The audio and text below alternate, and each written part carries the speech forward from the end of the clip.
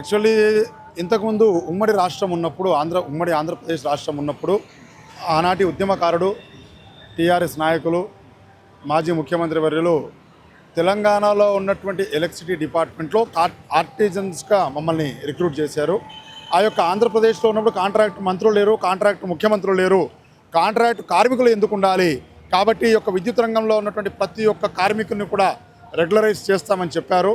కానీ తెలంగాణ ఏర్పడిన తర్వాత 3 సంవత్సరాల వరకు కూడా రెగ్యులరైజ్ చేయకపోవడం వల్ల ఆనాడు మేము దశల వారీగా ఉద్యమాలు చేస్తూ రావడంతో మమ్మల్ని ఆర్టిజన్లు అని చెప్పేసి సవతి తల్లి ప్రేమతో సపరేట్ రూల్స్, సపరేట్ ఆర్డర్స్తో, సపరేట్ పే స్కేల్స్తో అతి తక్కువ జీతనాలతో మమ్మల్ని ఆర్టిజన్స్గా నామకరణం చేశారు. ఆనాటి స్టాండింగ్ ఆర్డర్స్లో కూడా 5 సంవత్సరాల తర్వాత ప్రమోషన్లు ఇస్తాము, 2 సంవత్సరాల తర్వాత ప్రొబేషనరీ పీరియడ్ కంప్లీట్ చేస్తామని, అదేవిధంగా లీవ్స్ కానీ మిగతావన్నీ కూడా చెప్పడం జరిగింది. కానీ ఈ రోజు వరకు కూడా ఆర్టిజన్ కార్మికులకు ఎటువంటి బెనిఫిట్స్ ఇవ్వలేదు. అటువంటి సందర్భంలో శాసనసభలో కూడా సాక్షాత్తు గౌరవనీయులంటే గవర్నర్ గారి ద్వారా కూడా అసెంబ్లీలో గవర్నర్ గారి ప్రసంగం ద్వారా కూడా విద్యుత్ శాఖలో ఉన్నటువంటి 23,000 మందిని కూడా రెగ్యులరైజ్ చేసామని చెప్పడం జరిగింది. కానీ ఆ రోజు చేయలేదని చెప్పేసి ప్రస్తుతం ఉన్నటువంటి మన ముఖ్యమంత్రి వర్యులు గౌరవనీయులు రేవంత్ రెడ్డి గారు, మినిస్టర్లు అందరూ కూడా ఆ రోజు అసెంబ్లీలో నిలదీయడము, పాదయాత్రలో హామీ ఇవ్వడము, ఈ యొక్క విద్యుత్ సంస్థలో పనిచేస్తున్న ఆర్టిజన్స్ అందరినీ కూడా ఈక్వలెంట్ క్యాడర్లో ఉన్నటువంటి పోస్టులో కన్వర్షన్ చేస్తామని చెప్పారు. కానీ ఈ యొక్క ప్రభుత్వం ఏర్పడ్డాక దానికోసమని సంవత్సరం పాటు వేచి చూసాము. కొత్త ప్రభుత్వం వచ్చింది కాబట్టి వాళ్ళకి ఎన్నో రకాలుగా వినతి పత్రాలు అందజేశాము. అయినా కూడా స్పందించినందువల్ల ఈరోజు ఈ యొక్క ఉద్యమాలకు మేము పూనుకోవాల్సినటువంటి సందర్భం ఏర్పడింది. కాబట్టి ఈరోజు ఈ యొక్క ఆర్టిజన్ కార్మికుల్ని రెగ్యులరైజ్ చేయడం వల్ల ఐటీఐ ఉన్నటువంటి వాళ్ళకు జేఎల్ఎం పోస్టు, డిప్లొమా ఉన్నటువంటి వాళ్ళకు సబ్ ఇంజనీర్ పోస్టు, డిగ్రీ ఉన్న వాళ్ళకు జూనియర్ అసిస్టెంట్, అదేవిధంగా 10th లేదా ఇంటర్ వగైరా ఉన్నటువంటి వ్యక్తులకు వాళ్ళకు ఆఫీస్ సబార్డినేట్ లేదా అటెండర్ పోస్టులు, ఈక్వలెంట్ పోస్టులే, గవర్నమెంట్లో ఉన్నటువంటి పోస్టులే ఎగ్జిస్టింగ్ వేకెన్సీస్లోకి మమ్మల్ని ఫిలప్ చేయమని అడుగుతున్నాం. దాంట్లో ఇది న్యాయమైన కోరికే, ఇది తీర్చలేనటువంటి కోరికేమీ కాదు. ఇంతకుముందు కూడా విలేజ్ ఎలక్ట్రిసిటీ ఎంప్లాయీస్ని కూడా ఈ యొక్క డిపార్ట్మెంట్లోకి రెగ్యులరైజ్ చేసుకున్నటువంటి సందర్భాలు ఉన్నాయి.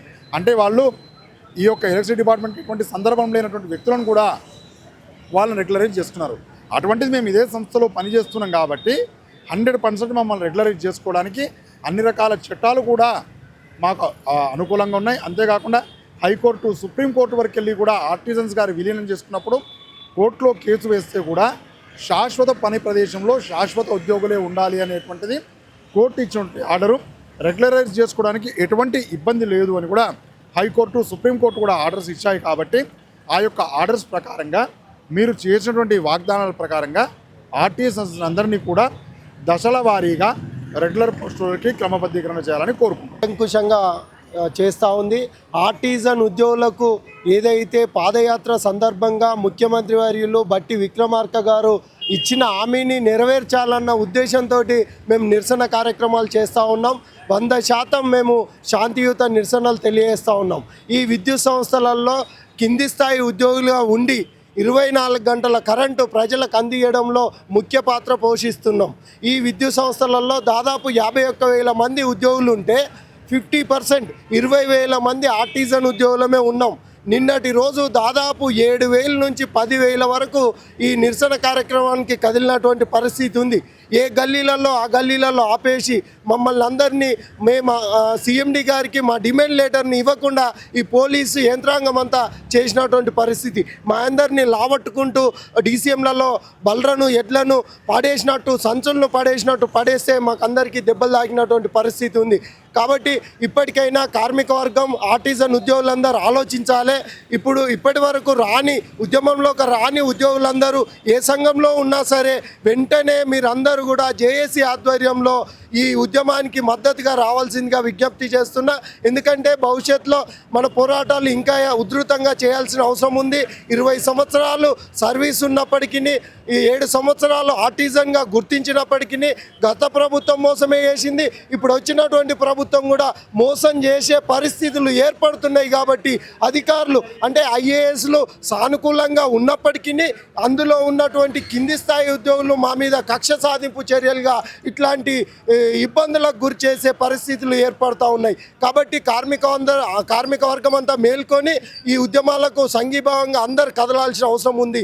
ఎందుకంటే మన భార్య పిల్లల భవిష్యత్తు ఈ ఉద్యమాలలో ఉంది. ఇంకో విధంగా చెప్పాలంటే ఇది ఆత్మ గౌరవ ఉద్యమం మాత్రమే.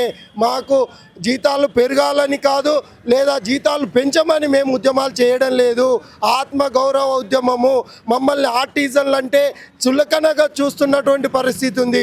ఆఫీసులలో కావచ్చు, ఆఫీసర్లు కావచ్చు, అదేవిధంగా ఏదన్నా లోన్ తీసుకుందామని బ్యాంకులలో ఉంటే కూడా మీరు ఆర్టిజన్లు, మీకు లోన్లు రావని చెప్తున్నటువంటి పరిస్థితి. కానీ యాజమాన్యం మాత్రం మీరు పర్మనెంట్ అయ్యారు, పర్మనెంట్ ఉద్యోగులు అని చెప్తున్నారు. కానీ ఎలాంటి బెనిఫిట్స్ రావడం లేదు. ఏపీఎస్సిబి రూల్స్లో ఉన్నటువంటి బెనిఫిట్స్ రావడం లేదు. మెడికల్ లీవ్స్ లేవు, క్రెడిట్ కార్డు సరిగ్గా పనిచేయడం లేదు. అదేవిధంగా చూసుకుంటే ఎన్కాష్మెంట్ లేదు, రిటైర్మెంట్ బెనిఫిట్స్ లేవు. అదేవిధంగా చనిపోయిన ఉద్యోగులకు కూడా ఆ చదువుకు తగ్గటువంటి ఉద్యోగాలు రావడం లేదు. ఈ రకంగా అన్నిట్లలో మాకు వ్యత్యాసం ఉంది. మా అందరినీ కూడా రెండో తరగతి ఉద్యోగులుగా కొనసాగిస్తున్నటువంటి పరిస్థితి ఈ విద్యుత్ సంస్థలలో ఉంది. అన్న చెప్పండి అన్న, ఇంత అంటే మీరు డ్యూటీల నుంచి వచ్చి ఉద్యమంలో పార్టీ చేస్తే మీ ఉద్యోగం పీకేస్తాం అని ఒక వార్నింగ్స్ కూడా మీ డిపార్ట్మెంట్, మీ మేనేజ్మెంట్ నుంచి పోతున్నాయి కదా, మీరు దీనిపైన ఏమంటారు?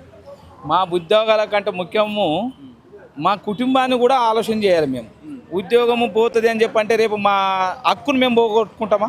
మాకు వచ్చే హక్కును మేము ఖచ్చితంగా రాజ్యాంగం ప్రకారం కొట్లాట చేసైనా ప్రభుత్వం మా ఉద్యోగం తీసేస్తే ఏ రకంగా తీసేస్తే మేము చేస్తుంది తప్పు కాదు కదా. ఎలాంటి తప్పుకు మీ ప్రభుత్వానికి మేము వ్యతిరేకత చేస్తలే. మా హక్కును మేము కాపాడుకోనికి మీకు డిపార్ట్మెంట్కు పని చేస్తూ మీకు చేస్తూ దాని మీద పోరాటం చేసి ఖచ్చితంగా మేము సాధించుకుంటాం. దాన్ని కూడా ప్రభుత్వం సానుకూలంగా స్పందించి వాళ్ళు చేస్తుంది తప్పు అయితే చేయకపోయి తప్పు కాదు, ఖచ్చితమైన నిజమైందే వాళ్ళు అనుకున్నప్పుడు ఖచ్చితంగా మాకు న్యాయం చేయాలని ప్రభుత్వాన్ని కోరుతున్నాము. తగ్గేదేం లేదంటారు, ఏదే చేసినా లేదు, తగ్గేదే లేదు. ఎంత వేరకైనా సిద్ధమే. ఆల్రెడీ మేము డిసైడ్ చేసుకున్నాం. రాష్ట్ర జేఏసీ పిలుపులో భాగంగా మేము ఎలాంటి సూచనలు ఇచ్చినా దాన్ని ఖచ్చితంగా పాటించి తీరుతాము.